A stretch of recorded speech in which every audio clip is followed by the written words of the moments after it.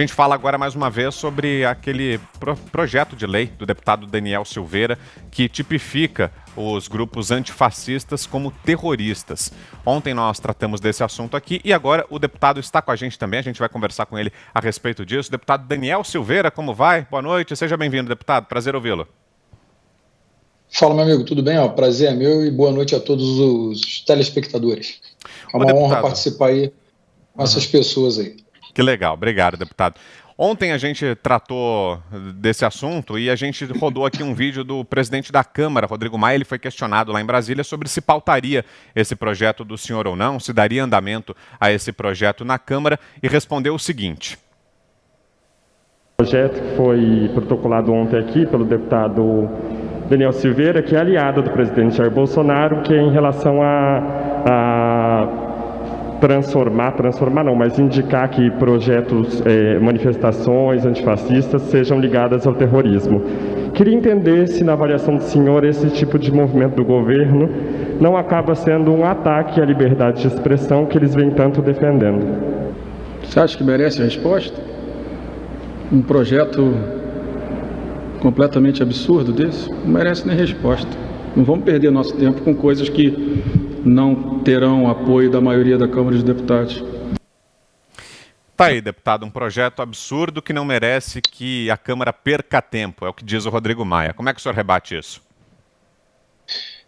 Olha, se a gente parar para pensar um pouquinho na posição que ele defendeu, é importante que os pensamentos divergentes sejam respeitados. Nós não somos obrigados a concordar, contudo nós não podemos impedir. Então, a opinião, até ouvir o comentário do Guilherme Fiuza, realmente é uma pauta que não tem importância para o presidente da casa, ou seja, a vida do cidadão comum de bem que é achincalhado, apanha na rua, tem seu patrimônio depredado, ou então corre até risco de vida, essas pessoas não têm importância, elas são totalmente desnecessárias e elas não têm sentido algum, né? Esse é meu pensamento. Aí a gente também parte do pressuposto de quantas pautas importantes também foram vetadas pelo presidente Abel Prazer, só porque ele acha, não sendo o dono do Congresso ou da Câmara, que não tem importância. Tem importância aquilo que ele acha que tem que pautar. Então, a minha leitura sobre eu utilizaria a palavra pirraça. Augusto Nunes, sua pergunta, Augusto. Deputado, o presidente da Câmara, ele enxerga insultos onde há apenas críticas ao desempenho dele. Agora, ele acha isso um desrespeito ao Congresso. Eu acho que ele desrespeitou um deputado com esse tipo de deboche. O que é que pode fazer um deputado desrespeitado contra o presidente da Câmara? Bom, de qualquer maneira, apesar dele possuir prerrogativas um pouco diferenciadas por ser o presidente da casa, ele é tão somente um deputado, né? Ele não está ali acima de nenhum dos 513. Ele não é o suprassumo da Câmara, ele só coordena o trabalho da Câmara e nós podemos representá-lo, sim, inclusive até no Conselho de Ética pelo tratamento. Ele ainda está sujeito ao regimento interno da Câmara dos Deputados. E a gente vai ver, junto com a equipe, o que eu posso fazer para que a gente possa cobrá-lo dentro do regimento, para que ele aprenda que se trata de igual para igual. Ele não está acima de ninguém. Conosco aqui o deputado Daniel Silveira. A pergunta agora é de José Maria Trindade. Vai lá, Zé. Pois é, deputado, ontem eu falei exatamente isso, sobre vamos dizer, a legião dos presidentes da Câmara e Senado que entendem que são os donos do plenário, que mandam e que os projetos deles são melhores do que os projetos de outros parlamentares. Isso não é verdade. Agora, o senhor já disse que chegou no Congresso Nacional para implodir o sistema por dentro e depois de vários atritos lá, o senhor colecionou lá pessoas que queriam até caçar o seu mandato. Como é que o senhor se relaciona com esse tipo de reação da Câmara dos Deputados? E eu queria saber se o senhor pretende regulamentar qual seria o limite de manifestação e agressão, ou se é possível conviver. Não. Dentro da Câmara, o discurso muda, né? Quando você está ali frente, cara a cara, um de frente para o outro, eu acho que figura mais como se fosse de homem para homem, só que muitos ali têm uma atitude na sua frente, age de uma maneira e por trás de outra. Quer dizer, a política, ela odeia a traição, mas odeia o traidor. Vamos colocar assim. E lá dentro eles fazem aquela cena, né, do aperto de mão, sorriso, eu não estou ali para isso. Se me tratar bem, eu vou tratar bem dentro da educação, dentro de todo o limite da cordialidade. Contudo, se for um babaca, eu vou ser um babaca. Eu não vou tratar alguém que quer o mal do Brasil bem. E não é porque eu estou como deputado, como parlamentar, por tempo limitado, que eu vou permanecer, não vou permanecer, por exemplo, que eu vou permanecer apertando a mão e felizinho porque ele acha que a casta, né, o alto clero manda na Câmara, quando quem manda na Câmara aqui não tem discurso clichê, não. Na verdade, são 513 deputados que mandam em 210 milhões, definem esse rumo dessas pessoas. A partir do momento que esses 210 milhões entenderem que esse poder é deles, eu tenho certeza, cara, que acaba. E eu nem quero ficar na política para sempre, porque é uma coisa cansativa demais. Você vê muito mau caráter ali, representando o povo, e não quer nada com o povo. Eles estão cagando e andando, desculpa aí o termo, estão cagando e andando para o povo, e o povo acaba pagando um preço muito alto por caprichos como esse. Pautas importantes, medidas provisórias do presidente não foram pautadas, caducaram, perderam o objeto, porque ele acha que o projeto que atende a si próprio de forma personalíssima vale mais do que qualquer outro. De certo que esse projeto que eu protocolizei, dentre mais de 30 projetos de leis que tem, ele não é uma pauta que traz muita coisa econômica para o Brasil. Ele é uma pauta de segurança nacional que combate diretamente uma coisa que claramente é uma célula terrorista. Então, realmente eu não vejo esses embates ou ofensas. Na verdade, não me fazem nem cócegas. Eu não estou ali para fazer amigo, não. Estou ali para trabalhar pelo Brasil de fato. Guilherme Fiuza, sua pergunta, Fiuza. Deputado, partindo para o mérito do seu projeto, esse projeto que foi alvo de deboche do Rodrigo Maia, para tentar entender um pouco melhor, só para dar aqui um contraponto, umas 2 semanas atrás, mais ou menos, eu ouvi do jornalista Nando Baltazar, do canal Vira News, uma espécie de uma projeção. Ele comentava que depois da pandemia não, quando começasse a reabertura, quando se reiniciasse a circulação de pessoas, viriam os antifas. E eu achei aquela projeção, me pareceu até assertiva demais, e eu estou impressionado que não deu outra. Né? Exatamente no timing que ele comentou, apareceram os antifas, espalhados por aí. Na sua opinião, existe essa dinâmica planejada desses movimentos e como o seu projeto visa combater esse tipo de dinâmica? O meu fone, ele parou. Consegue me ouvir ainda? A gente está ouvindo, deputado, mas o senhor conseguiu ouvir a pergunta do Fiuza? A gente ainda ouve o senhor. Consegui ouvir. Tá, então pode responder, por favor. Vamos lá, desculpa, o fone acho que acabou a bateria. Bom, esse projeto ele visa, sim, a pergunta se tange em combatê-lo, não é isso? Isso. Então, o projeto ele visa, sim, porque as atitudes desses grupos, né, o protocolo, o modus operandi adotado por esses grupos, você vê claramente que eles têm um líder, que eles são bem ordenados e coordenados.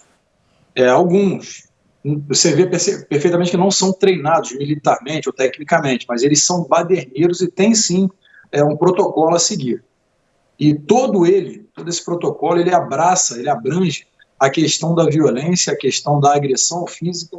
Eles carregam coquetéis molotov, carregam bastões de madeira, carregam facas, carregam soco inglês, todas armas brancas de potencial ofensivo,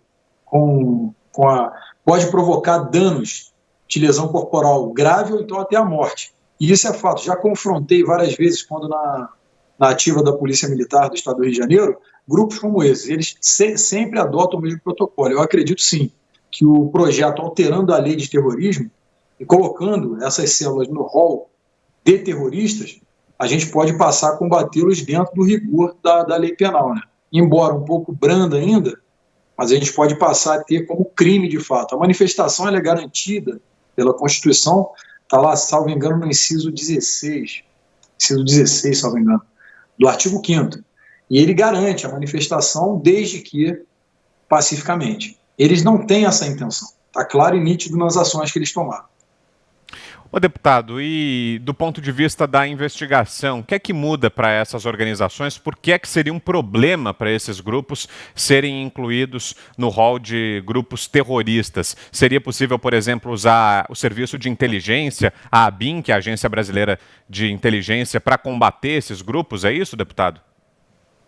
Perfeitamente. A partir do momento que você se enquadra na Lei de Segurança Nacional de Terrorismo, você passa a ter a inteligência tanto da Polícia Federal quanto da ABIN combatendo para poder, de alguma forma, inibir as ações e, claro, você monta uma linha de investigação para que você chegue aos coordenadores dessas ações. É evidente, claro, que não são esses garotinhos de 16, 17 anos, não estou aqui para pejorativar, não. Infelizmente, esse bando de criminosos ele é formado por adolescentes, militantes que estão aí perto de jubilar na faculdade e fazem novamente o concurso para poder continuar ali capitaneando cada vez mais integrantes dessas facções. E quando você tem essa lei alterada e coloca no rol de terrorismo, passa-se então a ser investigado a nível federal. É muito mais fácil, muito mais proveitoso e célere também o processo. Enquanto defendido por parte da mídia como atos pró-democracia, pessoas estão vandalizando na rua, não tem sentido algum que está sendo feito. Por isso, então, eu tomei a decisão de protocolizar o projeto. Para você que chega agora, estamos ouvindo aqui o deputado federal Daniel Silveira, do PSL. Vamos à pergunta de Augusto Nunes. Deputado, o senhor sabe se a ABIN, por exemplo, ou órgãos do governo estão monitorando mais de perto aí esse tipo de movimento? Não é movimento, esse tipo de grupo terrorista, sim. Sim, a ABIN ela monitora tudo o tempo todo, na verdade. Eles têm informações constantes de todas as situações. Qualquer risco, apesar da agência aparecer pouco, até porque tem que aparecer pouco de fato, ela acaba tendo acesso a informações que os civis não possuem, né? Até nós mesmos, parlamentares, somente com solicitações conseguiríamos essas informações e talvez nem todas. Então elas sim agem e quando representam um risco de fato, pode ostentar das forças estaduais de segurança, então eles agiriam. Tem membros infiltrados quando a situação se agrava, então a ABIN destina membros para que se infiltrem, na verdade, consigam aí levantar mais informações que possam mostrar a ostensividade deles. José Maria Trindade, mais uma pergunta, Zé. Deputado, aqui nesse debate também existem outros grupos, né, outros manifestantes, e é por isso que a reação é tão grande na Câmara dos Deputados, como MST, como Sem Teto e outros grupos, né? O discurso é aquela história de criminalizar movimentos sociais. Quando o senhor propõe a tornar um grupo assim como antifascista de terrorismo, o senhor pretende estender também a esses grupos, como o MST, os Sem Tetos e outros grupos assim? Sim. A minha visão sobre a MST, CUT, os Black Blocs, esse grupo agora, o Antifas, eles não passam literalmente de um grupo paramilitar. Todos eles, a esquerda, ela detém essa iniciativa de militância, eles conseguem mobilizar muitas pessoas. Essas pessoas elas acabam sendo nutridas diuturnamente com o ódio, a romantização da tomada hostil territorial, né, de MST, a tomada cultural e, claro, sempre pelo embate físico, porque eles precisam aqui embaixo, na massa, colocar esse embate para gerar um antagonismo. Pessoas que não têm acesso a essas informações acabam colocando a culpa no chefe de governo atual. É o que acontece, é uma jogada para que se possa odiar o governo. A minha opinião é que o sistema está muito incomodado com a ascensão do conservadorismo. Não estou aqui para discutir ideologia, mas realmente é claro como água de rocha que a ascensão do conservadorismo no poder em várias partes do mundo incomodou muito a esquerda, que milita desde 1940, de 39 para cá, eles vieram tentando tirar o poder do cidadão de narrativa, ou seja, você não pode mais nem ter criticidade sobre um assunto que eles o colocam como marginal, como uma pessoa ofensora, na verdade. Então, complicado. Para fechar, a pergunta de Guilherme Fiuza. Você, Fiuza. Deputado, eu não sei se a minha pergunta, a primeira parte da minha pergunta anterior ficou clara. Então, tem essa Talvez hipótese dessa ação dos antifas? Pois não? Não, tudo bem. Pois não? Essa hipótese da ação dos antifas ser algo estratégico, no sentido planejado, tendo em vista o lockdown, que retirou as pessoas da rua, e se seria, então, na sua opinião, no seu entender, um movimento que tinha esse timing, né, no que as pessoas começassem a retomar as ruas, como vem acontecendo, eles iriam...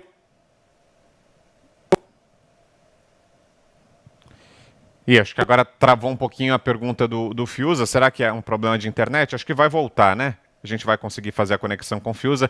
Acho que não, mas era sobre a quarentena, a relação disso com a quarentena, né, deputado? Não sei se deu para entender o raciocínio do Fiuza, mas queria que o senhor falasse a respeito. Bom, eu não entendi muito, porque ele cortou o finalzinho que ia contextualizar. Mas se ele está dizendo se é uma estratégia para poder, sim, atrapalhar a quarentena, eu acho que sim. Tudo que parte da esquerda e que a esquerda defende, você já tem que partir do pressuposto de analisar 10 vezes, porque já não é bom. E tudo que eles procuram deter a narrativa e antagonizar na mídia é porque eles têm uma estratégia por trás. Tem uma coisa que nós não podemos não admitir, é que realmente eles sabem aplicar o protocolo deles e aplicam muito bem no seio social. Eles romantizam em cima daquilo que é errado, fazendo com que parte da massa acredite que é certo. Então, para mim, sim, na minha opinião, sim, é uma estratégia deles. Ok, quero agradecer aqui ao deputado federal Daniel Silveira, deputado pelo PSL no Rio de Janeiro. Obrigado, viu, deputado, pela entrevista. Boa noite ao senhor. Obrigado, boa noite a todos vocês.